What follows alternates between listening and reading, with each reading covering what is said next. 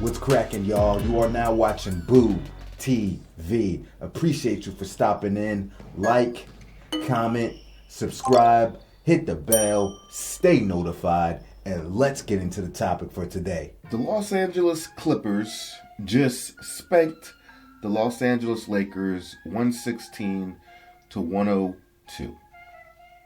Now, I could sit here as a Laker fan and talk about why I think the Lakers suck, why I'm not surprised they lost to the Clippers. I could talk about the horrible coaching by JJ Redick and his position to basically acquiesce to whatever LeBron James wants. Thus, we have a unstable, inconsistent, and stagnant offense because LeBron James is going to do what LeBron James wants to do. And while this should be Anthony Davis's team, LeBron can't let that go. Among many other things with upper management as well. The Lakers have a lot of problems, but this video isn't about them. This video is about Tyronn Lue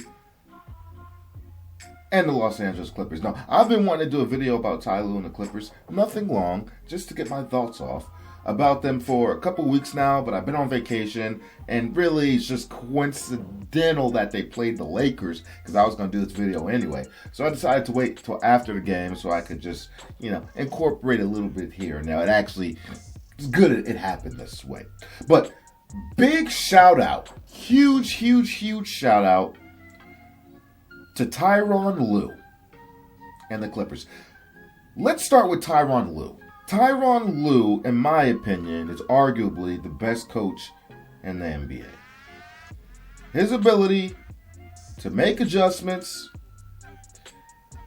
his fantastic rotations, his ability to maximize player potential, especially in high leverage moments and through constant obstacle courses throughout the season and unfortunate events, to continue to put players in positions to win it and get them to believe in themselves and believe in a team is incredible. Hats off to Tyronn Lue. All right. Tyronn Lue has been the head coach of the Clippers since, I think, 2020, after the bubble, after Doc Rivers got fired. And since then, Tyronn Lue has been the head coach of the Clippers. And during that span, what are we on, 5 years now? This guy has had to deal with his two superstars, or whatever you want to call Paul George and Kawhi Leonard, being extremely inconsistent as far as availability, losing them in the most critical moments of the season, or should I say postseason, like I said, in and out, some diva mentality sprinkled in there. He's had to deal with that for pretty much 5 straight seasons, especially Kawhi Leonard.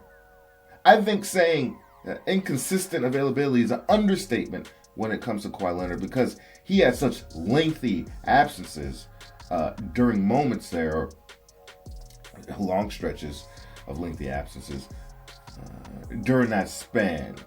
Paul George wasn't as bad. But regardless to how often his two best players were not available, he always, like I said earlier, made the adjustments and got these other guys to play hard and play well, to the point that he was able to keep the Los Angeles Clippers relevant, viable, competent, formidable, and competitive. These guys were winning lots of games where, honestly, when you just look at the roster with the lack of star power, they probably shouldn't have won some of these games. But they did. These Clippers teams seem to be always in the hunt, whether it's in the game or somewhere in the standings.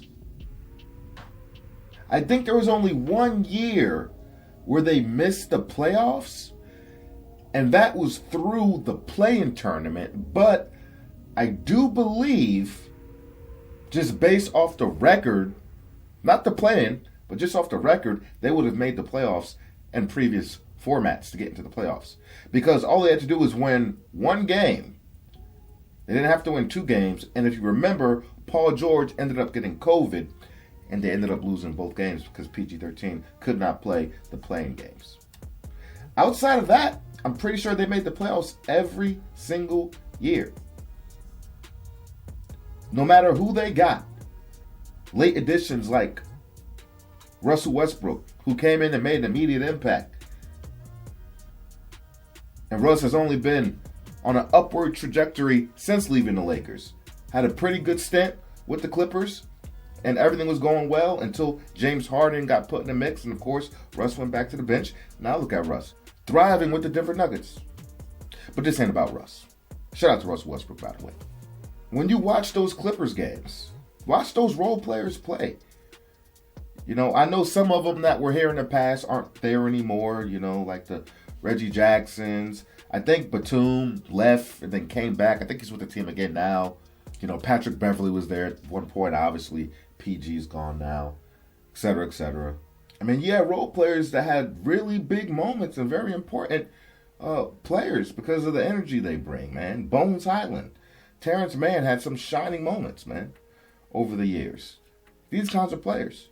My favorite, Big Zubac, used to be on the Lakers. We had Big Zoo first. I never wanted them to trade Big Zoo. This is a guy's one of the few players in the NBA that plays like a goddamn big. Can block shots, can be a big body, plays in the post. Actually, quietly, you know, has a pretty good little offensive skill set there for a big in a low post. Good hands, finishes strong. He just had 21 points and 19 rebounds on the Lakers. Some of y'all might know this that watch like all of my videos, but I bet a lot of you don't know. Big Zoo is my favorite center in the league. Is he the best center in the league? No. But Zubac is my favorite center in the league. He's a throwback big man. And I will rocks with Big Zoo all the time. So yeah, shout out to Tyronn Lue and those Clippers players, man. Excellent coaching and excellent quality players willing to go out there and give it their all, compete, leave it all on the floor, and trust in their coach and his philosophies and buy into whatever he's asking, regardless of not having star players around you. And also, I can't believe I'm saying this, shout out to James Harden, who's very quietly having a great campaign this season with the Los Angeles Clippers and has been doing it all season so far without Kawhi Leonard, who just recently returned. But James Harden is showing that he still has a lot left in the tank. We'll see if he can dispel his postseason demons that we all know James Harden has. But as far as the regular season goes and his implementation and leadership with the Los Angeles Clippers, so far it's been smooth, man. It's been smooth. The Clippers are currently sitting in 5th in the Western Conference right now. 24-17. The Lakers are at 6th, 22-18. There's no reason the Lakers shouldn't have a better record than the Clippers. They've had AD and LeBron, you might as well say for the most part, all season, the majority of the season. But the Los Angeles Lakers suck and their coach sucks. But all I hear is about how JJ Redick is so smart and is excellent coach, and he has proven nothing. Tyronn Lue's coaching circles around him. If you gave JJ Redick the Clippers, I promise you, they'd be somewhere slumped with the Portland Trailblazers right now, record-wise. Promise you that. Anyway, I don't need to go on any longer. Just wanted to get that off my chest. Shout out to Tyronn Lue, man. Shout out to the Clippers. Keep doing y'all. Let me know what you think about it in the comment section, and I'll catch you on the next one. We out, baby.